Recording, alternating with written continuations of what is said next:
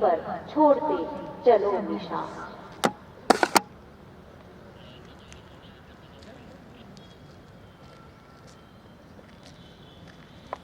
भाइयों और बहनों, 72वें गणतंत्र दिवस के शुभ अवसर पर मैं प्रदेशवासी लंबा संघर्ष रहा है।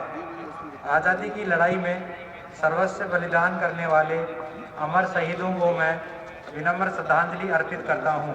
साथ ही आज भी हमारा मार्गदर्शन कर रहे स्वतंत्रता सेनानियों को नमन करते हुए उनके स्वस्थ और सुदीर्घ जीवन की कामना करता हूँ। राष्ट्र की एकता और अखंडता को बनाए रखने के लिए शहादत देने वाले जांबाज सैनिकों, अर्धसैनिक बलों के जवानों तथा पुलिसकर्मियों को मैं तहे दिल से श्रद्धांजलि अर्पित करता हूं। साथ ही अंतर्राष्ट्रीय सीमा की सुरक्षा के लिए तैनात जवानों को हार्दिक शुभकामनाएं देता हूं। मजबूत करने वाले सभी महान नेताओं का आदर अनुरूप आचरण करने के लिए संकल्प को दोहराने की आवश्यकता है। प्रदेश के विकास पारदर्शी, जवाबदेह एवं संवेदनशीलता के संकल्प के साथ कार्य कर रही है। सरकार सभी वर्गों और विशेषतः महिलाओं, बच्चों, युवाओं, वरिष्ठ नागरिकों, अनुसूचित जाति जनजाति, अल्पसंख्यक व दिव्यांग वर्ग तथा किसानों, श्रमिकों व छोटे व्यापारियों के कल्याण व उत्थान के लिए निरंतर कार्य कर रही है। राज्य सरकार आधारभूत सुविधाओं के साथ ही चिकित्सा, शिक्षा, बिजली, पानी, सड़क, परिवहन, खाद्य सुरक्षा, आधारभूत संरचना, सूचना तकनीकी, पर्यटन एवं सामुदायिक सेवाओं सहित सभी क्षेत्रों में त्वरित विकास हेतु निरंतर जुटी हुई है। मुझे यह बताते हुए प्रदान कर हेल्थ इंफ्रास्ट्रक्चर को मजबूत किया गया। Oxygen bed, ICU bed, ventilators, oxygen plants आदि के बड़े पैमाने पर वृद्धि की गई है और कोविड क्लिनिक भी संचालित किए जा रहे हैं। ये सुखद है कि अब कोरोना की वैक्सीन आ चुकी है।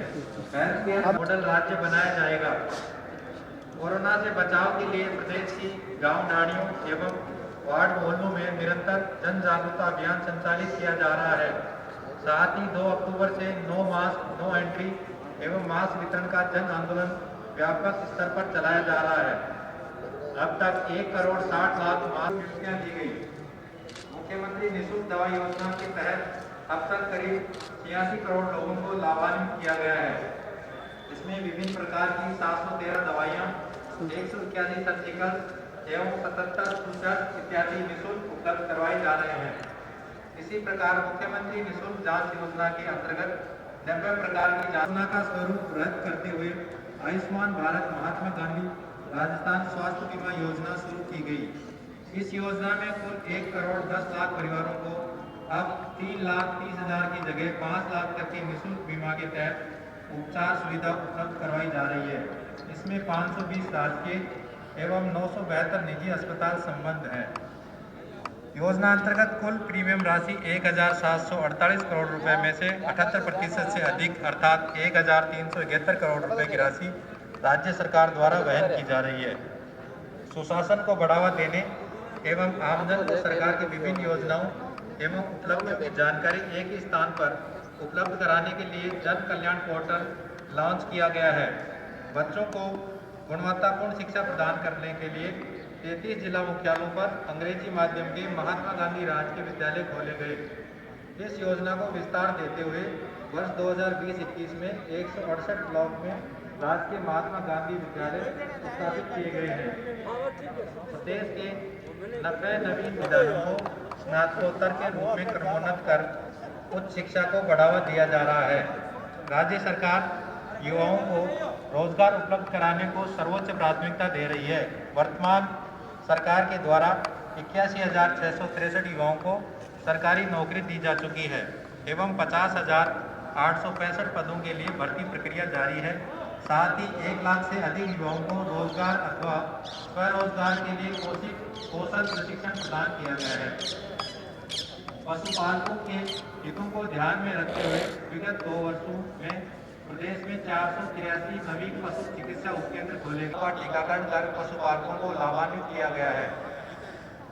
गोवंश के संवर्धन एवं संरक्षण के लिए राज्य सरकार ने प्रदेश की गौशालाओं को इस वित्तीय वर्ष में 585 करोड़ रुपए का अनुदान दिया है। कृषकों को वर्ष 2020-21 में माह दिसंबर 2020 तक 11,000 करोड़ रुपए से अधिक का अल्पकालीन ऋण, लगभग 244 करोड़ रुपए का मध्यकालीन ऋण एवं 108 करोड़ रुपए का दीर्घकालीन ऋण वितरण किया गया। कृषि उपजों के प्रसंस्करण व व्यवसाय 179 परियोजनाओं को मंजूरी दी जाकर 69 करोड़ रुपए का अनुदान स्वीकृत किया गया है। राजस्थान भू राजस्व नियमों में संशोधन कर ग्रामीण क्षेत्र की खातिरदारी कृषि भूमि पर 10 हेक्टेयर तक खाद्य प्रसंस्करण इकाई स्थापित करने के लिए भूमि रूपांतरण की आवश्यकता को समाप्त कर दिया गया है। राज्य के नवीन चिकित्सा महाविद्यालयों, राजकीय महाविद्यालयों, चिकित्सा संस्थानों, शिक्षण संस्थानों, नवसृजित ग्राम पंचायतों, पंचायत समितियों सहित अन्य राजकीय संस्थानों के भवनों के लिए त्वरित कार्रवाई कर भूमि आवंटन की गई है। काश्तकारों को कृषि ऋण आसानी से उपलब्ध कराने के लिए जयपुर एवं झुंझुनू में अभिलेख म्यूजियम का लोकार्पण किया गया। कोरोना महामारी के संक्रमण से बचाव हेतु घोषित लॉकडाउन की अवधि में 10 अप्रैल 2020 से 31 मई 2020 तक मुख्यमंत्री लोक कलाकार कोष योजना के अंतर्गत लगभग 337 लोक कलाकारों को प्रति कलाकार 2,500 रुपए की आर्थिक सहायता प्रदान की गई। पुलिस थानों में पीड़ित FIR दर्ज कराने का हौसला बढ़ा है और इससे आमजन में पुलिस के प्रति विश्वास निरंतर बढ़ रहा है। FIR के आंकड़ों की परवाह किए बिना हर पीड़ित को न्याय मिले, इसी मंशा से यह निर्णय लिया गया है। महिला अत्याचार व अपराध को रोकने के लिए प्रत्येक जिले में पुलिस उप अधीक्षक स्तर के अधिकारी को लगाकर वही कमी लाई जा चुकी है। राजस्थान पुलिस द्वारा 13 अक्टूबर 2020 विशेष अभियान आवाज action against human related crime and awareness for justice प्रारंभ किया गया। पुलिस सहायता तेजी से सुलभ हो सके, इसके लिए 112 इमरजेंसी रेस्पॉन्स सपोर्ट सिस्टम को सुदृढ़ किया गया है। पुलिस मित्र योजना के तहत अब तक 29,687 पुलिस मित्र बनाए जा चुके हैं। प्रत्येक राजस्व ग्राम में ग्राम रक्षक सूचीबद्ध किए जा रहे हैं। डॉक्टर भीमराव अम्बेडकर की मूल भावना के अनुरूप संवैधानिक मूल्यों की रक्षा करते हुए समाज के प्रत्येक वर्ग को साथ लेकर लोकतंत्र को मजबूत बनाए रखने के लिए संकल्पबद्ध है। महात्मा गांधी के आदर्शों के अनुरूप शांति, सांप्रदायिक सद्भाव और आपसी भाईचारे की भावना हमारे प्रदेश की विशिष्ट पहचान रही है। समृद्ध और विकसित प्रदेश के निर्माण के लिए हमें हमारी इस विरासत को और मजबूत बनाने की आवश्यकता है। हम सभी को ये ध्यान रखना है, बड़े दौर गुजरे हैं जिंदगी के, ये दौर भी गुजर जाएगा। थोड़े दिन और थाम कर रखना अपने पाँवों को घरों में, ये मंजर भी थम जाएगा। कोरोना वायरस डिजीज 2019 एक अदृश्य वायरस और एक अज्ञात भय ने पूरी दुनिया हिला दी। भारत में पहला कोविड का केस 20 जनवरी 2020 को आया। राजस्थान में कोविड का पहला केस 2 मार्च 2020 को आया और उदयपुर जिले में पहला कोविड केस 2 अप्रैल 2020 को आया। आपके सामने झांकी अब आ रही है, कृपया सायरन बंद कर देंगे। झांकी जो आपके समक्ष खड़ी है, मानवता की रक्षा के लिए अपना जीवन दिया है। कोरोना के जिले में दस्तक के साथ ही उदयपुर जिले की कार्य योजना कोरोना के विरुद्ध युद्ध के लिए तैयार हो गई। रैपिड रिस्पांस टीम का गठन किया गया। जिले में कुल 312 टीमें डिप्लॉय की गई जो कोरोना के तुरंत बाद दौड़ पड़ती थी। साथ उदयपुर जिला प्रशासन व मुख्य चिकित्सा एवं स्वास्थ्य अधिकारी के कुशल निर्देशन में कोविड-19 के विरुद्ध युद्ध लगातार चलता रहा। कंटेनमेंट जोन बनाना, रैपिड रेस्पॉन्स टीमों का गठन, होम आइसोलेशन टीमों का गठन, साल भर में 14.5 लाख मरीज इन्फ्लुएंजा लाइक इलनेस के लिए आइसोलेट किए गए। जो आपके सामने अभी एम्बुलेंस वैन खड़ी है वो होम आइसोलेशन को दर्शा रही है। होम आइसोलेशन के लिए टीमें घर घर जाती और कोरोना प्रोटोकॉल के संदर्भ में आवश्यक जानकारी एवं सामग्री देती। नो मास्क नो एंट्री, 2 गज की दूरी, मास्क है जरूरी। आज बच्चे को पता है, लेकिन शुरू में इसका महत्व हमारी आरा टीमों ने एवं होम आइसोलेशन टीमों ने समझाया। घर पर रहें, जब तक जरूरी नहीं हो घर से बाहर नहीं निकले। गुलजार की लिखी हुई पंक्तियाँ आज भी प्रासंगिक हैं। घर से निकलने की जरूरत क्या है, मौत से आंख मिलाने की जरूरत क्या है, सबको मालूम है कि बाहर की बात हासिल किया है। जो केस पहले 200 प्रतिदिन तक आने लग गए थे, अब सिमट कर 6 और 7 में रह गए हैं। और मास्क लगाने का परिणाम ये हुआ कि अन्य संक्रामक बीमारियां जैसे टीबी इत्यादि में भी काफ़ी कमी आई है एवं स्वाइन फ्लू तो शून्य हो गया। आपके सामने अब मेन झांकी जो खुले पर है वो दर्शा रही है आरटीपीसीआर टेस्टिंग हेतु जांच हो रही है, थर्मल गन से स्क्रीनिंग की जा रही है, पल्स ऑक्सीमीटर से ऑक्सीजन कंसंट्रेशन चेक कर रहे हैं, आईसीयू है, हर प्रक्षालन की सही टेक्निक बताई जा रही है। अनुरोध है आपके थोड़े से कि झांकी को रोकते हैं, झांकी को रोकते हैं, कृपया रोकें। थर्मल गन से स्क्रीनिंग की जा रही है, पल्स ऑक्सीमीटर सभी में तकलीफ है तो उसे अस्पताल भेजने की जरूरत है, अन्यथा कोरोना का इलाज घर पर ही हो जाएगा। इसके लिए हमारे पास पर्याप्त दवाइयाँ और सामग्री उपलब्ध है।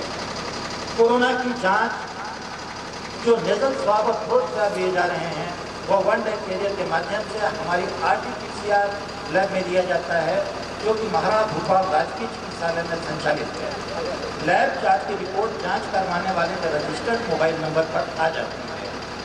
अभी तक आरटी मेडिकल कॉलेज उदयपुर जिले की 2,45,000 जांचें हो चुकी हैं। कोरोना PSI हॉस्पिटल जो चित्रकूट नगर में स्थित है को आरटी मेडिकल कॉलेज को कुछ मरीजों हेतु 540 बेड एवं 135 वेंटिलेटर बेड आरक्षित है। हस्त प्रक्षालन यानी हाथ धोने की महत्वपूर्ण क्रिया, इसको समझाया जा रहा है। हाथ को में दिनांक 16 जनवरी 2021 से कोरोना टीकाकरण प्रारंभ हो गया। प्रथम क्रिया 9 केंद्रों पर किया गया। अब टीकाकरण केंद्रों की संख्या में निरंतर बढ़ोतरी की जा रही है। प्रथम फेज में यह टीका कोरोना वॉरियर किया जाएगा। इस स्कीम के द्वारा बताया जा रहा है हम टीकाकरण के द्वारा कोरोना विजय का मतलब है सर्वे भवन्तु सुखिनः। ये हमारा प्रयास था। के पावन युग में हम चरित्र निर्माण न भूले, स्वार्थ साधना की आंधी में वसुधा का कल्याण न भूले। सभी कोरोना वॉरियर्स के लिए एक बार जोरदार तालियों की गुजारिश करूंगी। धूप है ज्यादा हुई, अब वक्त पर आया, अब समय आ गया है आज के इस समारोह का समापन का। मैं राष्ट्रगान के लिए निवेदन करूंगा रेजिडेंसी स्कूल की अध्यापिकाओं को वे आए और राष्ट्रगान प्रस्तुत करें। राजकीय उच्च माध्यमिक विद्यालय रेजिडेंसी की अध्यक्ष।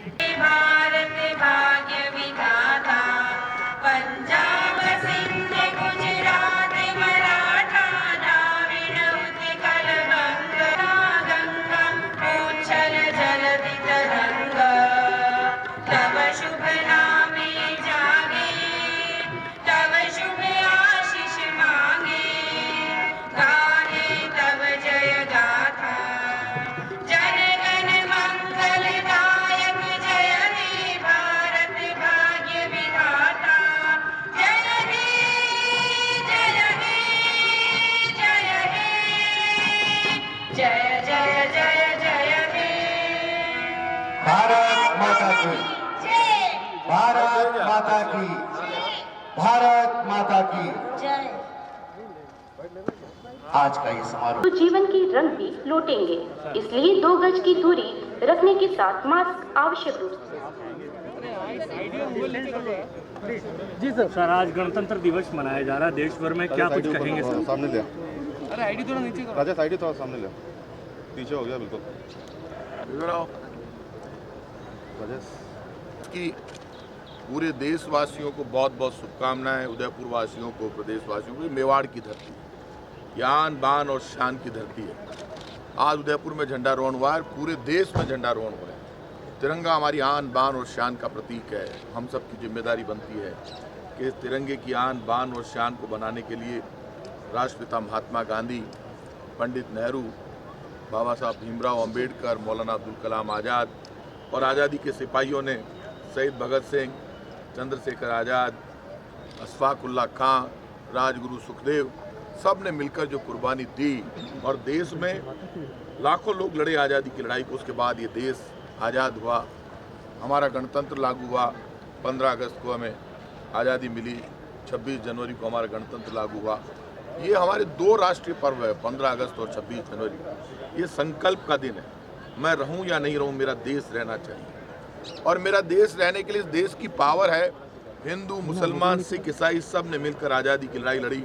वसुधैव कुटुंबकम का नारा हमने दिया, हमने पूरी दुनिया को सिखाया प्यार और प्रेम क्या होता है, सबको साथ में लेकर क्या हो चलना, आगे क्या होता है। सिर्फ देश खड़े थे, तो आज हम उनकी टक्कर में खड़े हैं। मैं आज आपसे कह सकता हूँ, जाति और धर्म से ऊपर उठकर, पॉलिटिकल क्राइसिस से ऊपर उठकर इस देश को आगे ले जाने के लिए हमारा संविधान हमको ये सिखाता है, हम भेदभाव की राजनीति को छोड़कर और आगे बढ़ें। इस देश में कर्मचारी, व्यापारी, मजदूर, किसान सब ने मिलकर इस देश को मजबूत किया। आज के दिन मैं ये उम्मीद ले लो, सरकार की प्रेस्टीज नहीं होती।